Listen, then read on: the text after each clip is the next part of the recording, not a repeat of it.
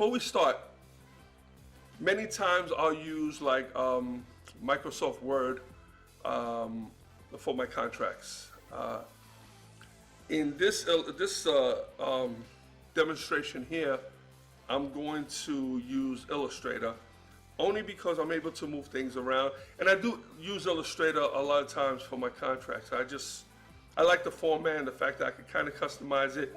And if you look at my contracts and you look at anyone else's contract, mine pretty much stand out. I make mine pretty big. I try not to add a lot of unnecessary stuff in there because then I have to make the point size small. Also, I don't want to turn it into 2 pages. I want it to be 1 page. So whenever I get to a point where it looks like it's going to go into 2 pages, I try to do what I can to abbreviate, do whatever I can to kind of keep everything in 1 page, okay? My job is not to try to intimidate the promoters. It's to get the job done. I don't want them to feel compelled to bring this contract to an attorney. So this here is the artist engagement contract, okay? And you can see I left some spots blank. And what we're gonna do is we're gonna fill this out. I'm gonna fill this out along with you guys. We'll use some of the artists. We'll use the original cover girls, okay? Why not? They're my act. And then from there, we'll just use some fictitious information just to fill it in. You guys get the idea. If you have any questions, okay, pause the video, go to the comments, ask the question so you don't forget. And then when I get back to it at another time, I'll be able to go in there and answer all your questions, okay? So the idea here is to make this as easy as possible to understand, to let everybody know that it's really simple and don't be intimidated by it. No one's trying to trap you off.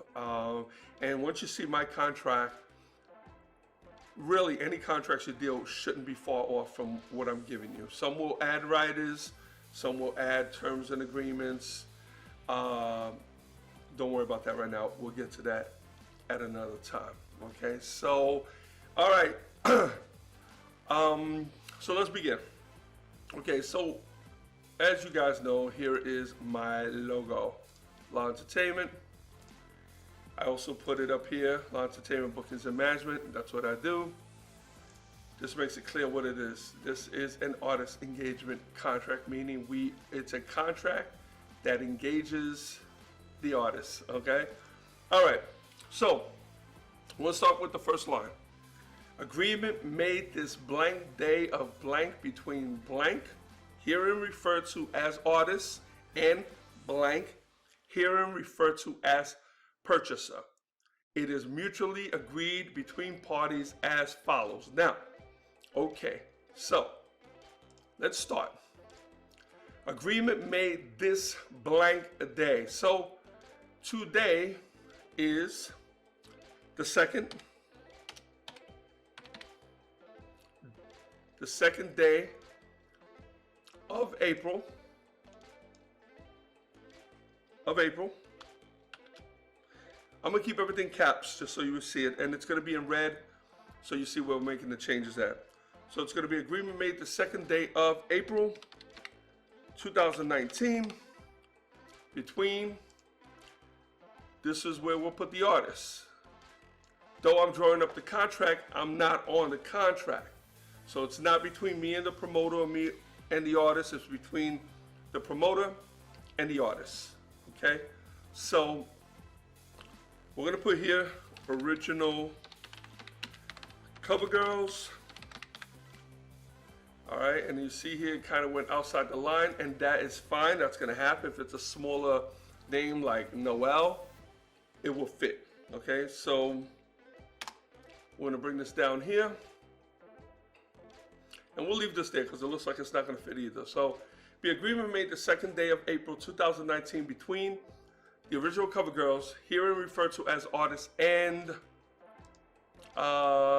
who should we use as a promoter? Let's see. Who can we use as a promoter? We'll use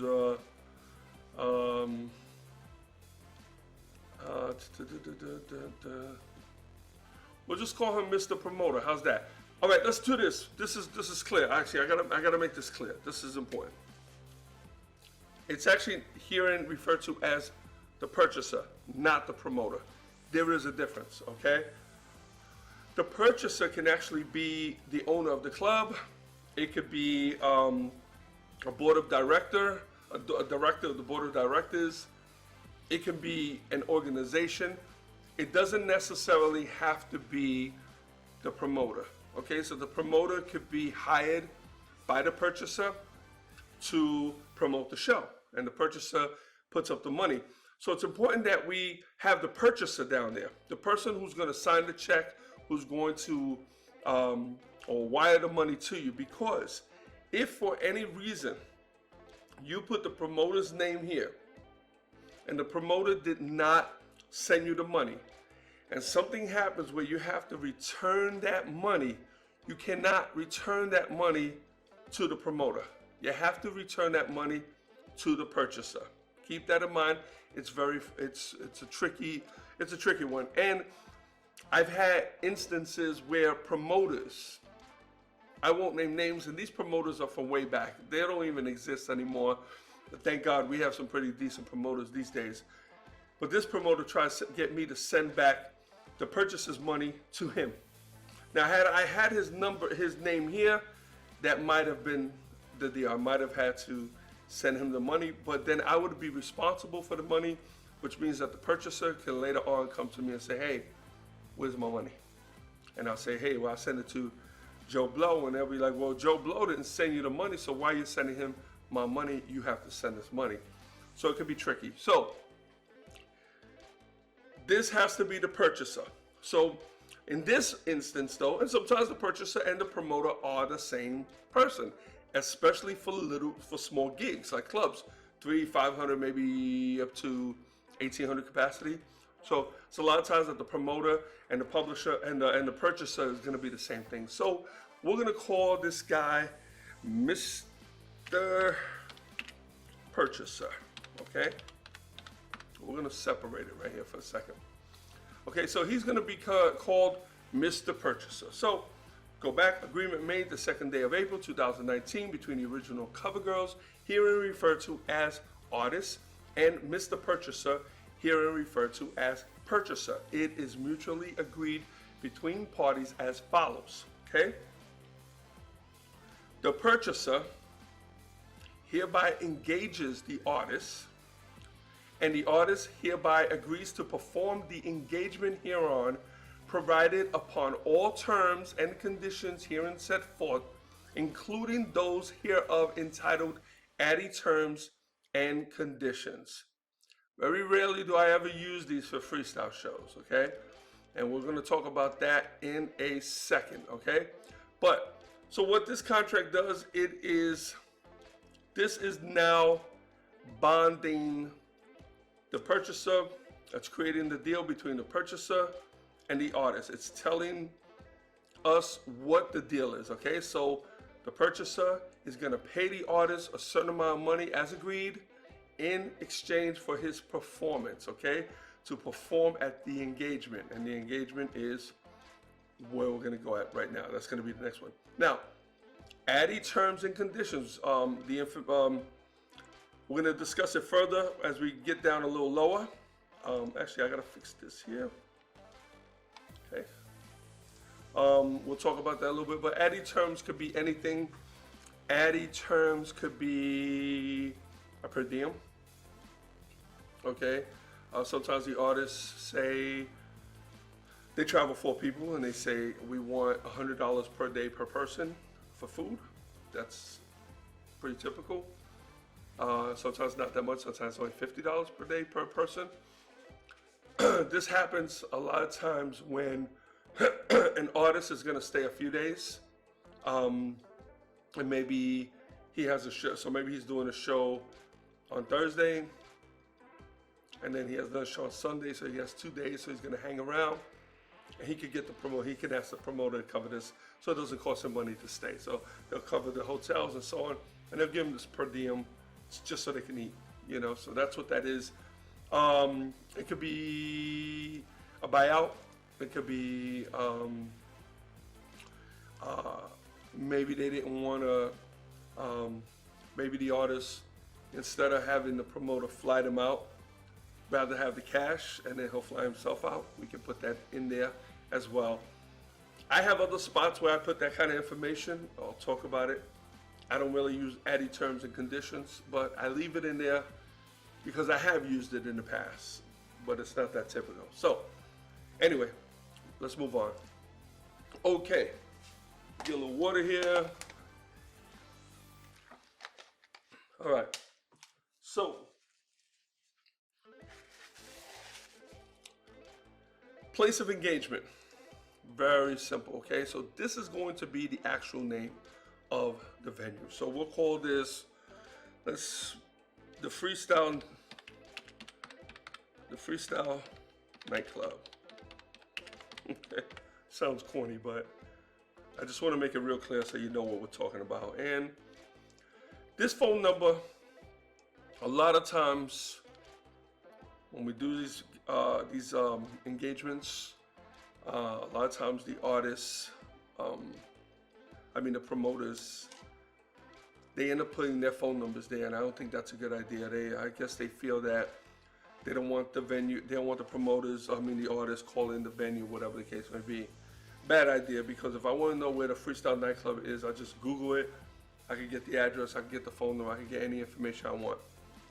So it's good to put this number on there just in case. You never know if something happened to the flight and the artist is running late and they have a driver and they have to contact somebody and the promoter isn't picking up. They need another number, or if they have to make it straight to the venue. This has happened to me in New Jersey one time. The limo driver didn't know where he was going. Thank God I had to, and back then we didn't have Google and all that. Good thing I had the number there, and I ended up calling the club and they got me in touch with the promoter and they got us in. So put the phone number to the venue here, not the promoter's number, okay? So we'll just go 212-123-1234. Okay, that's an easy number to remember. Okay, address. Again, I've seen promoters put their address there. Why? What's the point? They can find the address if they want. You might as well put it on a piece of paper because the artists are going to take this paper with them when they go to the event. And if something goes wrong and they need the address, why not have it here? So let's just do it. So we go 1, 2, 3, anywhere. We're gonna keep the capitals. Anywhere. Anywhere.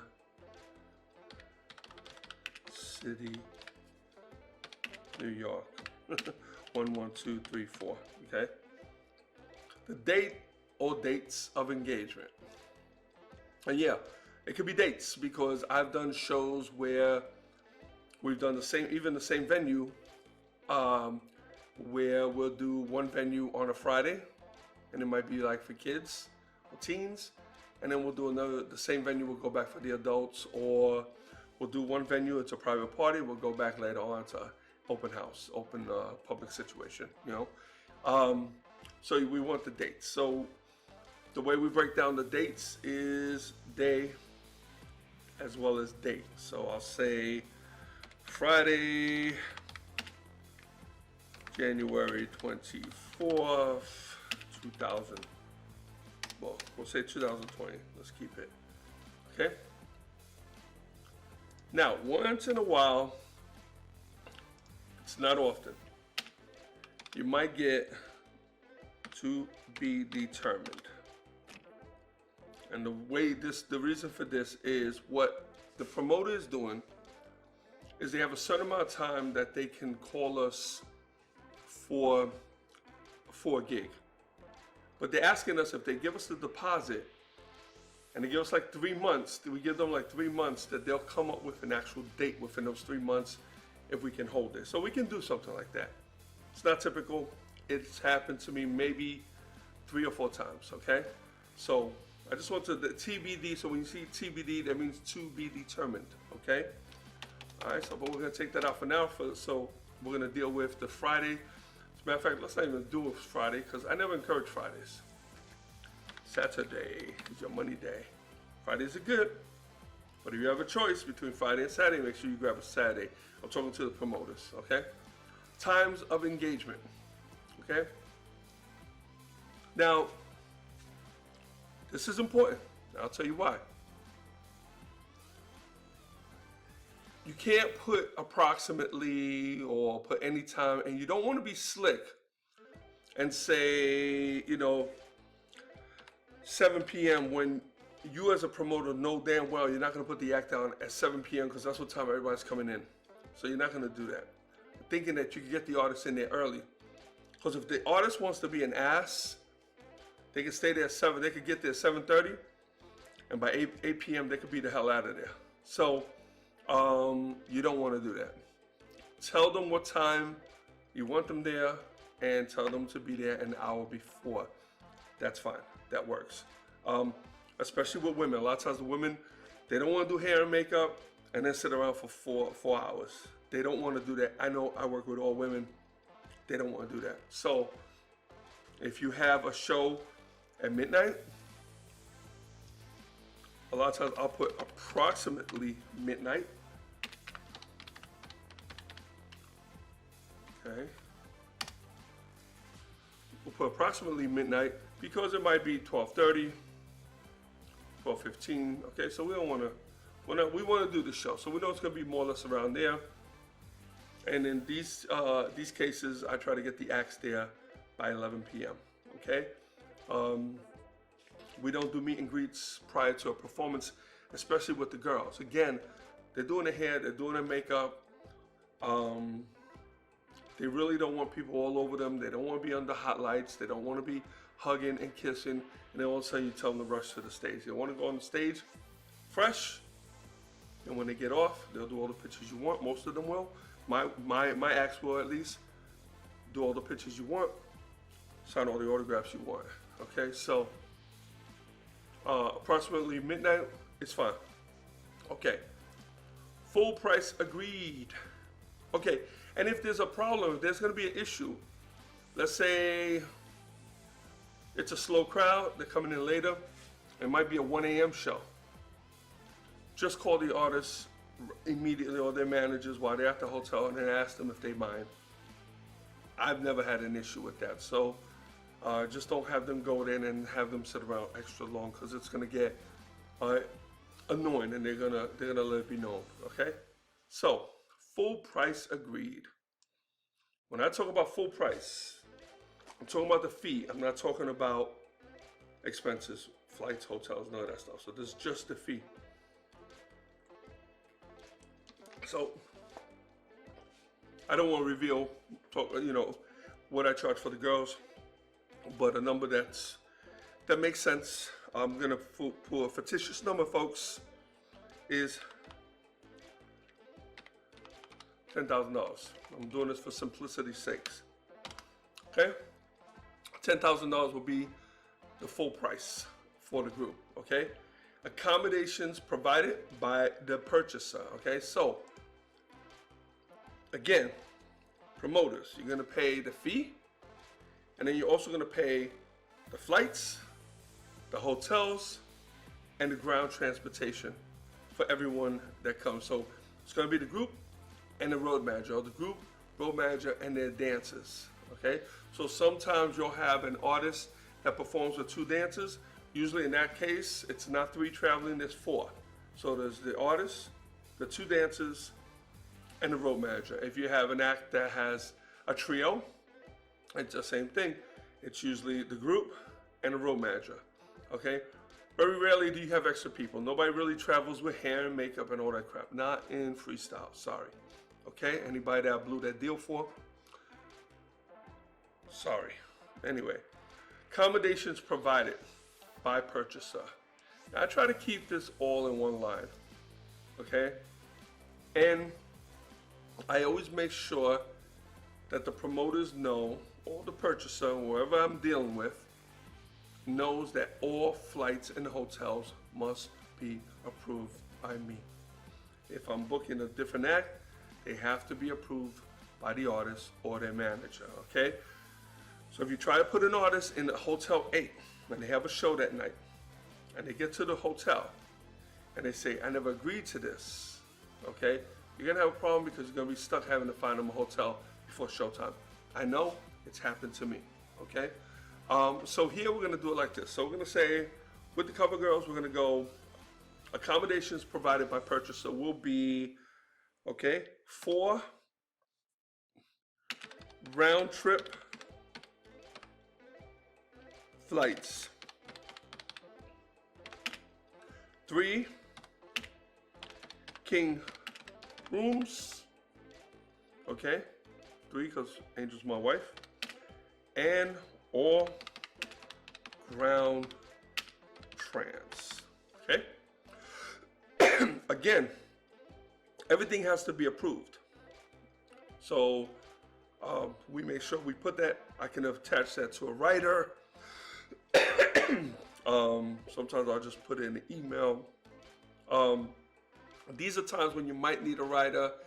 If you see you're getting a little resistance from a promoter, I know if I'm dealing with an asshole already. At that point, I might attach a writer to this. And then at that point, they have to deal with the writer because the writer has to be signed along with the contract. But 99.9% of my promoters are cool. I have a good relationship with them. They're understanding, and nobody's asking for crazy stuff. The 4 round trip flights are not first class, they're economy, okay? But what we will ask for is make sure, oh, I better put that, 4 direct, or, yeah, we'll say direct, and then all ground. So I have to take care, get out trans, so that way plus, or I'll just go plus ground. Plus ground, okay? 4 direct round trip flights, meaning you can't fly them from New York to Chicago to Texas, or from New York to Jersey to Atlanta, unless there is no choice. So I have an artist that lives in Albany. No matter what, we usually have to connect her, unless we're doing something in New York. So if we're going to California or we're going to Florida, there's usually a connection. Sometimes she has to go from Albany to like a JFK or maybe a Newark, and then from there she has to connect. We have no way. There's no way around that. Also, sometimes we go to certain cities and we have to connect because there's no planes that go straight there. So, but if there is, it has to be direct, and we make sure that it's round trip and has to be covered ahead of time. What we will ask for also is certain seats. Like for me and Angel, I like the window. She sits in the middle beside me. I don't like to be at the edge because I can't take people bumping into me the whole trip. Especially we do California, we're doing 6 hours of that. I can't take it. Anyway, so 3 king rooms. The rooms have to be at least a 4-star. 4-star is very typical. Nothing that says motel or inn. Okay, we don't do that. And I don't know really any acts who do it. So Holiday Inn, out. Motel 6, out. Red Roof Inn, out. Okay, so we get rid of, hit me on Facebook. Okay, anyway. All right, so 3 king rooms. Your most economic hotel that we're probably never gonna have a problem is gonna be the Hilton and the Marriott. Even if it's the Hilton Gardens or the Marriott Courtyard. Those are both gonna be fine. They're gonna be clean. The rooms always look the same. We know what to expect, and they're not gonna break the bank. Ground transportation. Now, back in the days, we never wanted to be, there was no shuttles. You were not allowed to put us on a shuttle to get us to the hotel and back. It was actually put in the contracts. No shuttle buses. So the promoters were obligated to send a car, and usually it was a luxury vehicle, which would be, back in those days it was a limousine. Nowadays it might be an SUV or a limo bus. So the promoter would be obligated to pick the artists up at the airport, take them to the hotel, they check in, then pick them up again later on for the show, bring them back. Then the next morning, I'll pick them up at the hotel and bring them back to the airport. Okay, that was cool. X amount of years ago, I don't know, maybe 10, I stopped doing that. Even though we still do it sometimes, but I prefer a shuttle. So what I prefer the promoters to do is to put my acts, because there's always multiple. There's always three of us, four of us traveling, and I have two girls that are coming in from different locations. And if I have Susie with us, that's even a fourth location. So everybody's coming in at different times, and to try to get somebody to wait 2 hours for somebody else's flight to come in, or it just becomes a headache. So what I tell the promoters to do is find a 4-star hotel, Hilton or Marriott, at the airport or close to it, that has a shuttle to and from the airport. Doing it this way, they don't have to worry about picking us up at the airport. We'll get off the airport, we'll get our bags, we'll jump on the shuttle, we'll go to the hotel, we'll check in. The only thing that the promoter has to do is pick us up from the hotel, take us to the venue, and back. That's it. We'll get ourselves the next day to the airport. This is cool also. We can control our own times. A lot of times when there's multiple acts, if there's an act that has a noon flight and another one that has a 10 a.m. flight, they'll send everybody at 7 a.m. to the airport. So, and that sucks. Okay, nobody wants to do that. So I'd rather stay close to the airport. I'll shuttle it in, and my girls are fine doing that as well. Okay, so that's ground transportation. To and from the venue is important. It's always got to be a luxury vehicle. It doesn't have to be a limo. It has to be a nice SUV, comfortable. When you're sending a driver, please send only the driver, not the driver and his wife, or the driver, his cousin, or the driver and his 2 kids. Don't do that. Send just the driver.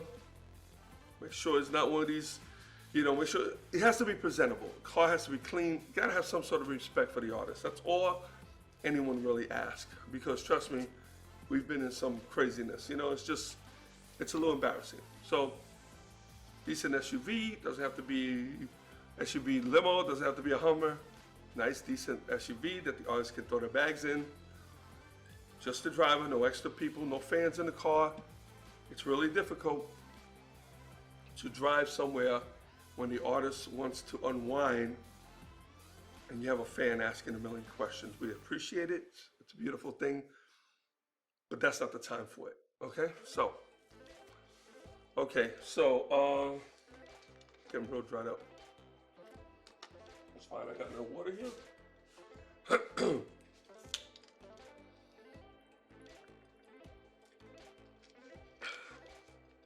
Okay.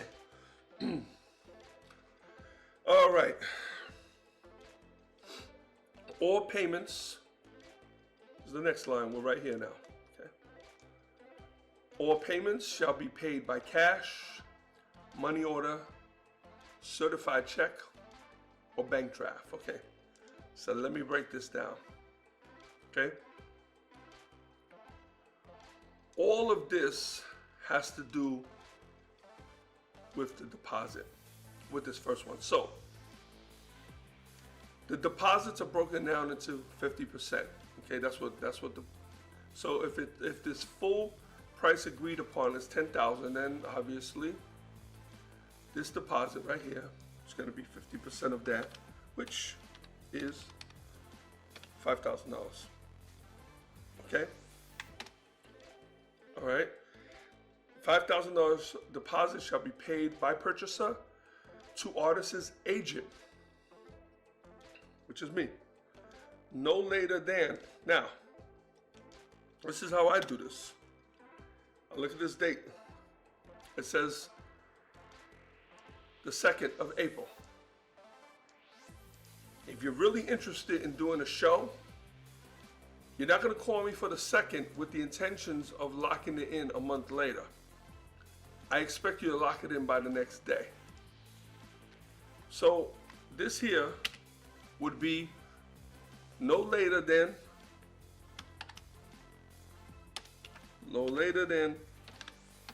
April. Oops, let me get some caps. April 3rd, 2019. Okay, so let me read that out so that way. Okay. No later than April 3rd, 2019. Now, this is without me asking the promoter, the purchaser, anything. This is automatically what I'm going to expect, because if you want to book an act, I can't hold a date. So if you want this date right here, like January 24th, okay, and you book this show on the 2nd of April,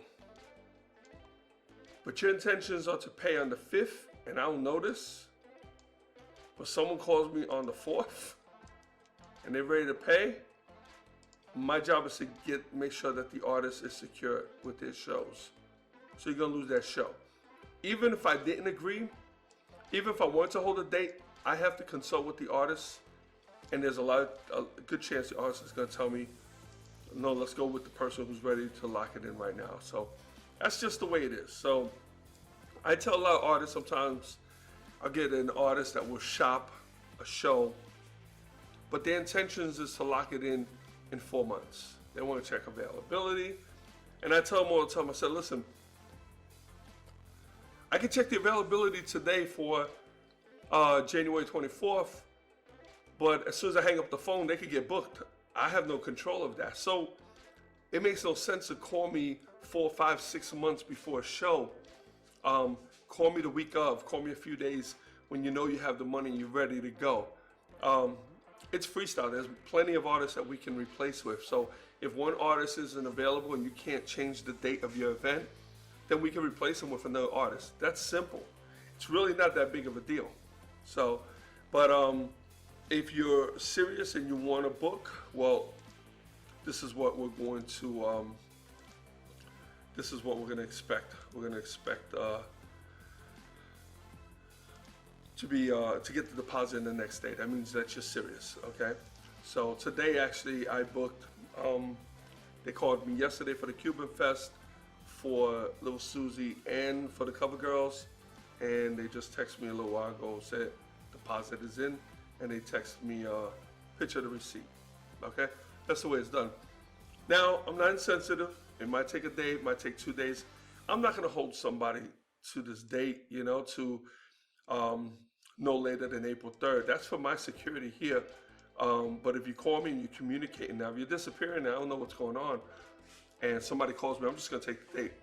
I'm not going to be able to hold it. It's just the artist will get upset if I do that. So, now, when you're saying the deposit, that's when this all applies. Cash, money order, certified check, bank draft, as follows, okay?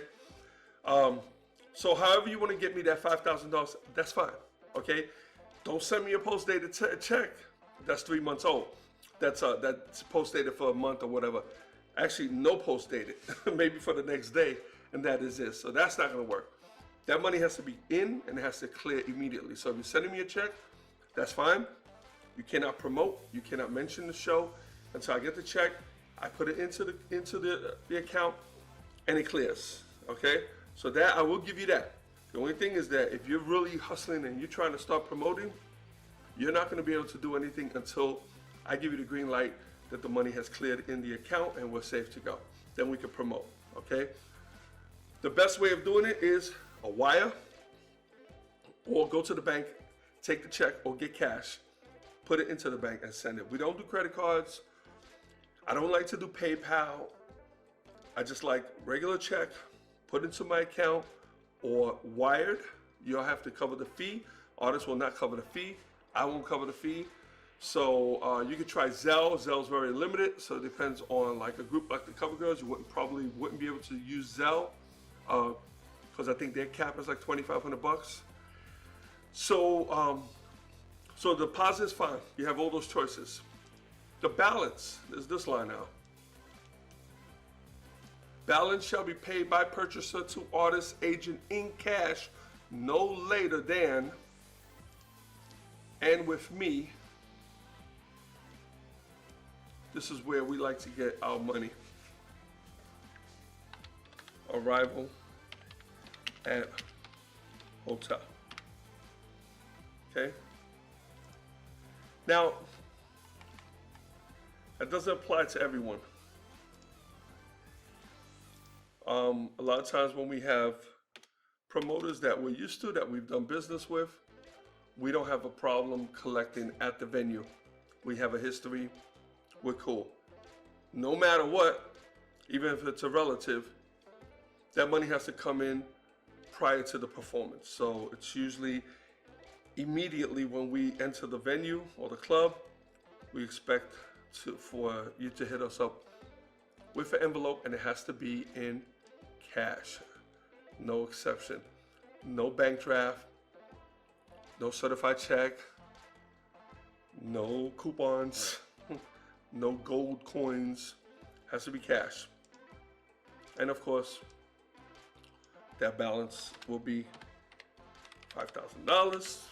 Big bills would truly be appreciated, though I don't make that a point. I don't make that a big deal. Some of these clubs pay us that money from the door, and they're collecting like 10, 15 bucks, so they don't really have $100 bills. Even though I do encourage promoters to make sure that they have cash on hand, don't rely on the door to pay the artist, because if you come up short, the artist is not going to go on stage, so it could become a problem. So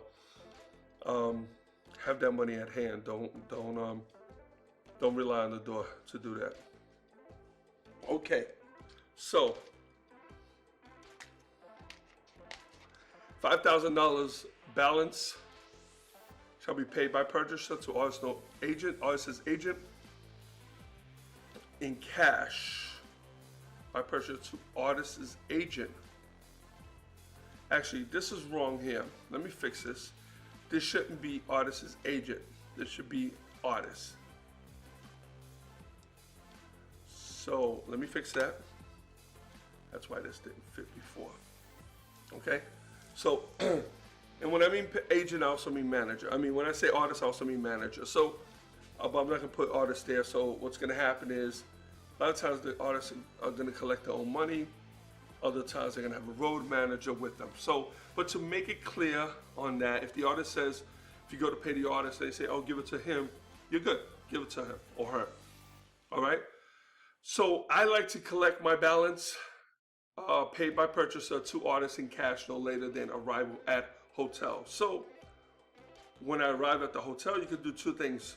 As a promoter, you could be there waiting for me, or you could bring the money or send it with the driver when you pick us up. However, you gotta give me a chance to get the money. And a lot of times we'll lock it in the safe or whatever the case may be. Even if I take it with me, doesn't matter. I don't want to collect and count that much money in a club. I just don't want to do that. It's not comfortable. Plus, I have to keep my eye on the artist that I'm with. I can't be, counting money and I'm not watching my act. So it's so I'm more comfortable dealing with it at the hotel. We're there. We're gonna do the show. Trust me. And that goes with anybody. But a lot of artists are cool with collecting at the club or at the venue. That's fine too. Okay, so this is really just my situation. It's just through my own experience. All right, so now let me. Okay, additional payments, if any, shall be paid by purchaser to artist no later than.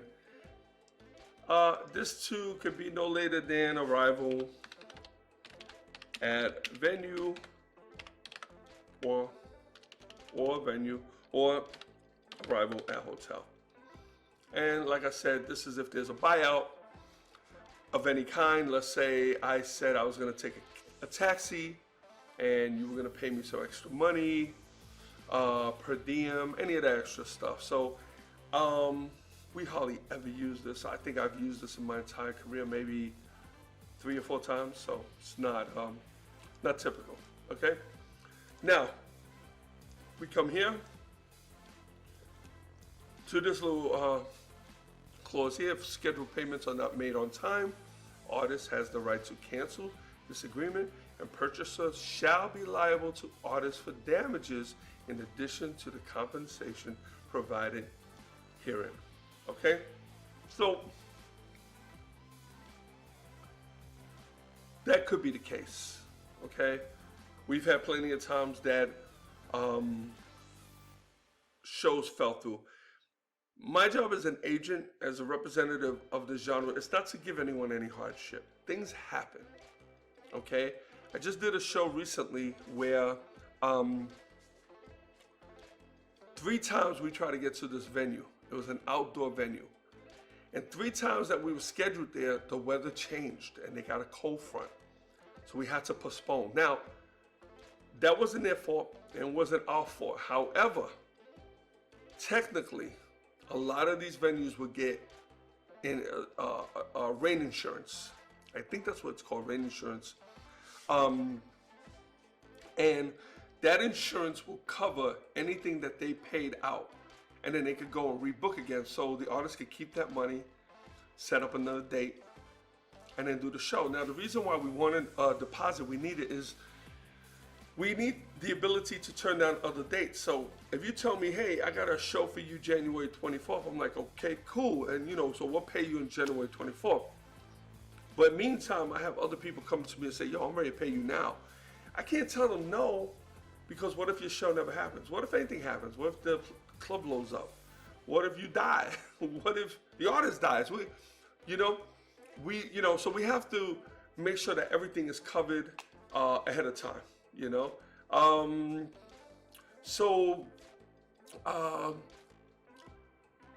That's pretty much how that works. So if scheduled payments are not made on time, artist has the right to cancel this agreement, and purchaser shall be liable to artist for damages in addition to the compensation provided herein. So, in other words, it could be rough. I haven't experienced that yet. So, and I'm here to work with you. So, any agent should be there to work with you. And you're doing freestyle. So, the money isn't, it's not that significant as far as, you're not paying, $100,000 artists. It's, the artists want to finish the gig. They want to do the show. So they'll work with you. A lot of times if the weather's bad, they'll postpone. They'll say, okay, give me another date. So they're cool. I really honestly never had an issue. So, okay. Now, purchaser is to supply artists with the following equipment. Now, we do track acts. What I mean by track act is the artist plays their music, sometimes with a backing vocal. It started out back in the days on a quarter-inch reel to reel. We used to have to travel with those things, thread them into the machine, and that was the track. And then the artist got a microphone, and they sang to that's pre-recorded tracks. Later on, we started working with DAT machines, little digital audio tapes. We would go, they had those things already set up. The machines, we would pop it in, same thing, artists grab a mic, do the show. Then we started doing CDs, okay, same thing. We traveled with our CD, we popped it in, they played it, the artist performed over the CD. Nowadays, it's MP3s. So the artist will travel, for those who don't know what it is, something that looks like this, flash drive. And this actually has songs on it. And they give it to the DJ or the sound man, they pop it into their system, and they can run the MP3 through their system, through their computer, out through the speakers, and the artist will grab his or her microphone and they will perform. Okay, so the way I usually write this out, again, I try to keep it on one contract. I could create a writer and I could add all this stuff and just really make it elaborate. Honestly, it's unnecessary, doesn't need to be that way. So the way I would do for the cover girls is I would do it, have actually copy here that so I can follow it. I would do 3 wireless microphones. Or I would go like this, because usually I have this already pre-written. 3, now we'll go to phones, and we'll go 3 round bottom mic stands. The reason why I say, just so you guys know, just the reason why I say round bottom, I don't know if you've seen, they have the mic stands that has the legs. Okay, so they have 3 legs. Very dangerous, especially when you're dealing with women who wear high heels on stage. Okay, they will kick that and it will fall and it will become a mess. So we asked for the small round bottoms. Those things are really, really heavy. They're weighted and there's nothing to really be in their way. And those mic stands are usually straight. They're not boomed. So they're not, you know, sometimes a boom mic, you'll see it has one and then there's another one that goes across. That's a little awkward. It's just a pain. So for the cover girls, we asked for 3 wireless microphones, 3 round bottom mic stands, a flash drive player. I'll elaborate more on that to them, and they'll know. They could run it through Serato or virtual DJ, however they want to play it. And I always like a CD backup and CD player. So, and that's as my backup. So they'll ask me, so what's the CD player for? It's as a backup. I'd rather be safe than sorry. And the reason why I ask for a CD player, they're gonna have it. I can ask for other mediums, but just give me a CD player, we'll have it. All right? All right, so that's for that. And that's pretty standard with any group. So if it was a solo act, let's say a Lil Susie, it'll just be 1 wireless microphone. I would eliminate the round bottom stand, don't need any for her. I would keep the flash drive and the CD player in. Another thing that we used to add, and sometimes I do, sometimes I don't, depends. If I do like a banquet hall, I'll also put on there stage monitors or wedges. Because when we do a club or we do a small concert, they usually always have it. We never have to mention that. But if we do like a banquet hall or someplace where they're doing like a little private thing, they don't know anything about monitors. They don't understand the concept that the monitors are there so the artists can hear their music better. Instead of all the speakers facing out towards the venue, the artists can't hear themselves and they can't hear, you know, as a mic picking. It just becomes confusing. It's a mess. So we need stage wedges or monitors facing the artist. So number 6, purchaser agrees to all rider requirements. Now, here I put NA, I put non-applicable. Okay, that's only here.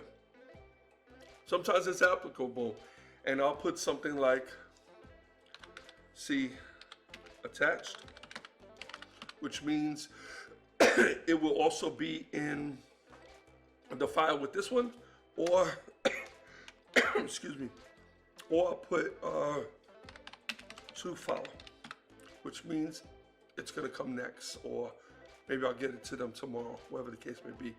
All right. So, and we're gonna talk about riders later on. So we're gonna go into riders. I have a cover girl rider. I'll break that one down for you. It's pretty interesting, and there's reasons for all of it. And a lot of it is just to be comfortable. You know, some people ask for stupid stuff on a rider. We just try to ask for things that we could use. You know. All right. Number 7. Purchaser shall not advertise until deposit and signed agreements are received by Live Entertainment. Okay, and that's because I'm the agent on here, my company, but it could be another company. So it should say the same thing with their company. And this is important. Anything could go on unless the deposit and this contract is signed. I had a promoter once that him and his wife got divorced, and you know, so we never completed the deal. And not only that, if other promoters look at that date, let's say there's another promoter also wants January 4th, right? He shouldn't know that an event is pending unless I tell him. So if another promoter who might also want January 24th, he should never see a flyer or see someone post on Facebook or social media about the same group doing that day if the contract is not signed or the deposit is not in. Because then that other promoter who might have possibly contacted that artist just isn't going to bother, because in his mind, oh, they're already booked. So it's important that you don't advertise or mention anything until everything is locked in. Now, this isn't only for the artist's protection and for them to protect their money and their gig. It's for the promoter. I'm gonna tell you why. Okay? Let's say I want to be a dick, and we booked the cover girls. I say, yeah, go ahead, book them. And I asked for 10,000, right? But we never agreed to anything. There's no paperwork. There's nothing. There's just a verbal over the phone, me and you, and you start to promote them. And I start to see this crazy engagement. I start to see 20,000 views, thousands of likes, hundreds of comments. Okay, I'm gonna look at that, and then I'm gonna look at the thing. I'm gonna find out what was your capacity. I'll be like, wow, he's gonna sell out. This guy's gonna make 40 grand. You know what? I'm gonna bring the price up. I'm gonna ask for 15,000 instead of 10. People do it.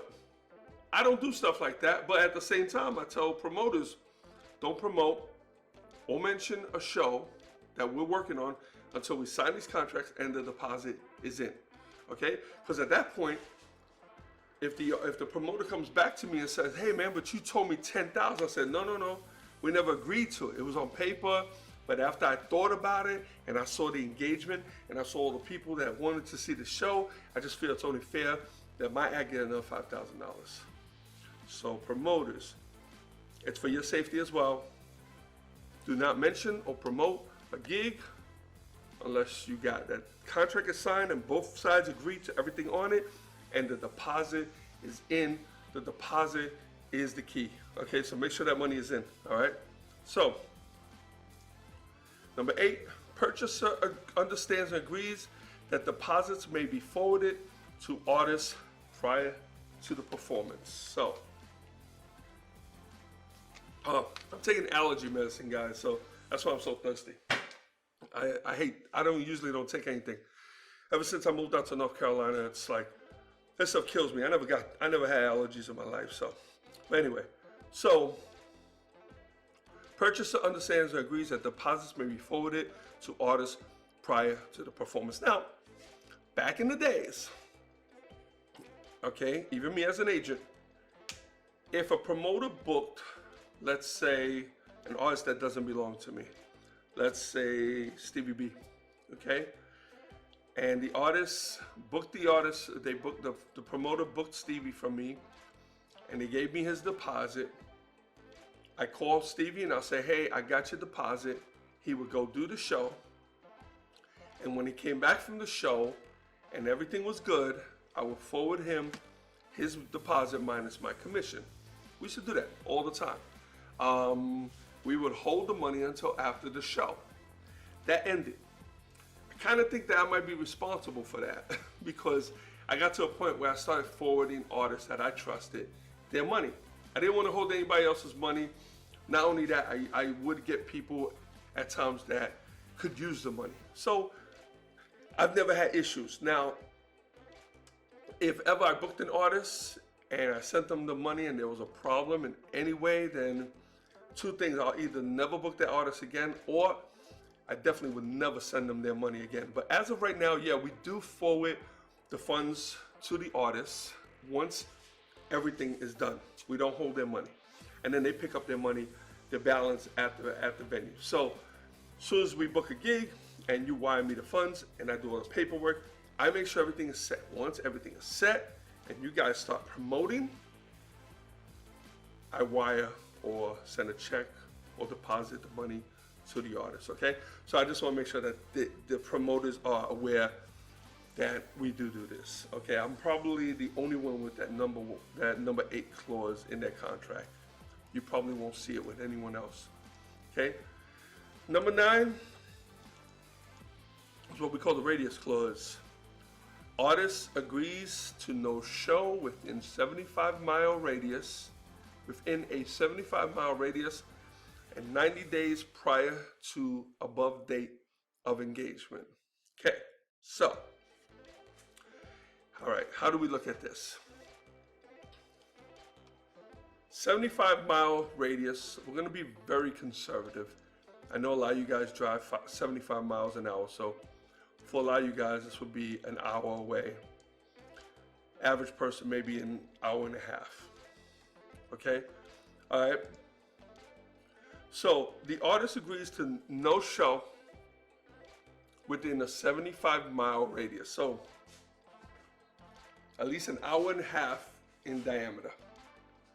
Okay, so just because, and we do that because an artist, let's say you're doing a Massachusetts show, you might be right next to Rhode Island. So we can't say, well, you can't do anything in that market.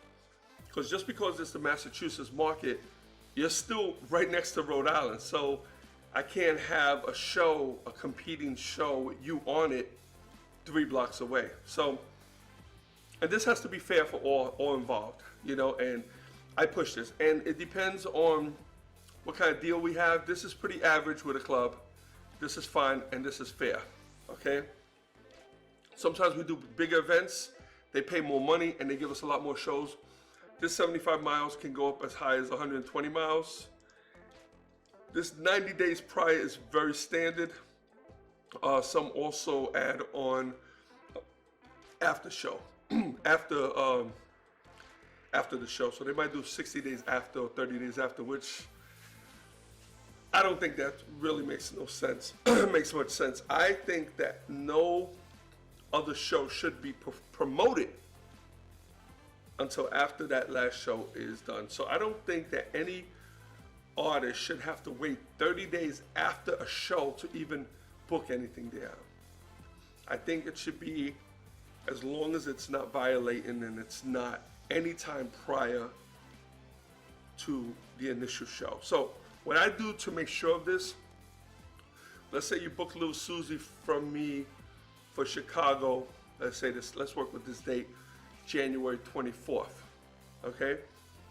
And somebody else wants them in Chicago, January 26th, all right? I don't go into contract with that 26th because they'll say, yeah, I won't promote. But just the fact that they have a contract and they put a deposit, they start to whisper and they start to tell people, hey, don't tell anybody, but I got Little Susie coming on the 26th. Hey, don't tell. And what happens is that can actually affect the 24th, where people say, man, I'm not gonna go to 24th. They're charging too much money. I'm gonna wait. And I've seen those other acts. I'm just gonna wait till 26th and go. So we just don't go into contract. That's me. I don't go into contract until the day after that initial show. So if you want to book an act that's performing on the 24th for the 26th, you're gonna have to wait till the 25th. That way, if you start promoting on the 25th, it's actually bogus. So my promoter, my initial promoter, can never come to me and say, you booked the show and they're promoting it before my show. They can never say that to me because it won't be true. There's no contract. So they have no right to promote the show. So that could, so that's how I do it. All right. And then, so we have the 90 days prior to the above date. 3 months is good, man. I mean, if somebody's going to pay you X amount of money, you got to give them, it's a big country. You got to give them the right to promote. Don't be selfish. I see it a lot.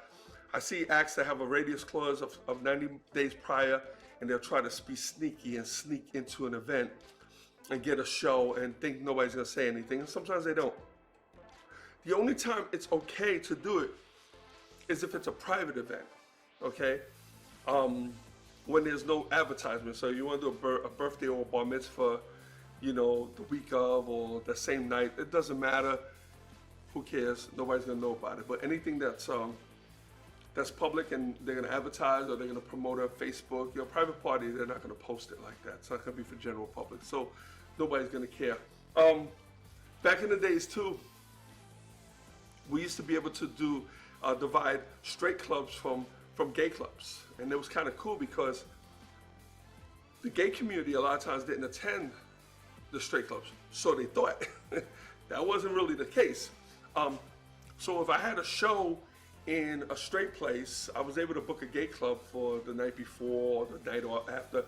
They never found it to be an issue. Nowadays it is, because both those audiences now mesh, believe it or not. Mostly, a gay audience will merge with a straight audience, not necessarily the other way around. But you can go to a straight club, so-called straight, I guess, a club, and it's a mixture of straight and gay. So the promoters now kind of put a stop to that, and I know because I just recently tried.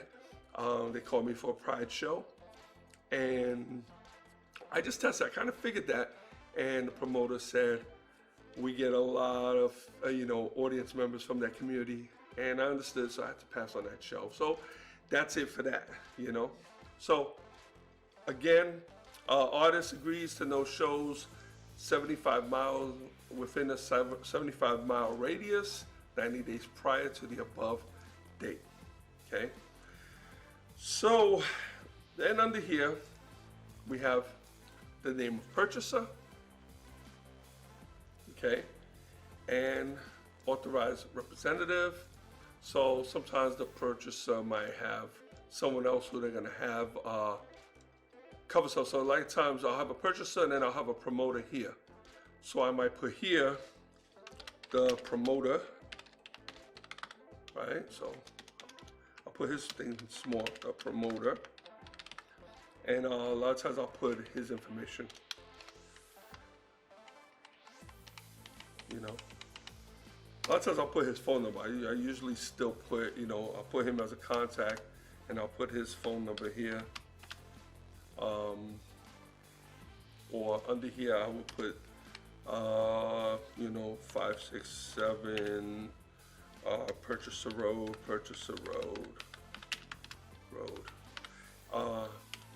So I'll have the purchaser's address, and then under here I have the promoter as contact, and I might put something that says contact.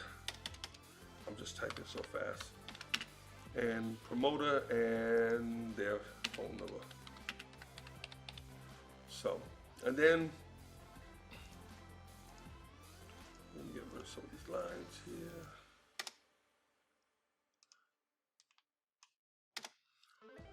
Then here will be the artist. So here we have Mr. Purchaser.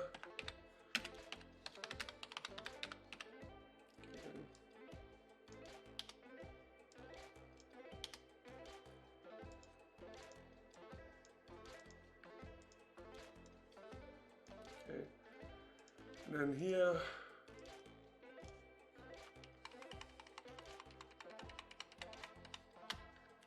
the original cover girls. All right, and then please return all signed copies to responsible agent Latif Mercado. This constitutes the sole, complete, and binding agreement between the parties hereto. Live Entertainment acts only as an agent for artists and assumes no liability. The signatures above confirm that all parties have read and agreed to all additional terms and conditions provided, if any. Okay, and then the rest of my information here. Okay, and that is pretty much it.